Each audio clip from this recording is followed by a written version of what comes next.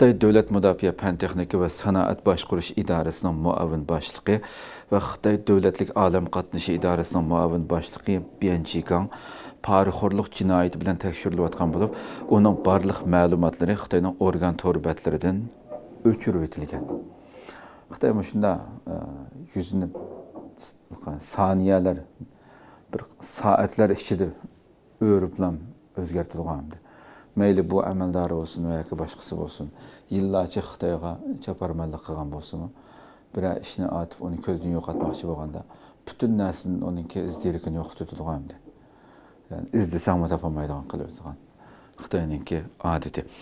Turkiya Savdo Ministerligi Xitoyning quyosh energiyasi taxtalarining ichki bozorini qalaymaqon qilganligini tekshirib chiqqan bo'lib, Xitoy ishlab chiqargan quyosh energiyasi taxtalarining importiga 45% kichi boradigan qo'shimcha tamojna baja qo'yishni qaror qildi.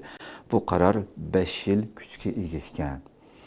Albatta, ko'plab bundaq Turkiyaninki Xitoyning shu shirkatlarga ba'zi bir mahsulotlarga bundaq pat-pat tadbir shaklda tamojna, qo'shimcha tamojna baja qo'yayotganligi, har xil cheklamalarni qo'yayotganligini pat-pat ko'rib turibsizlar.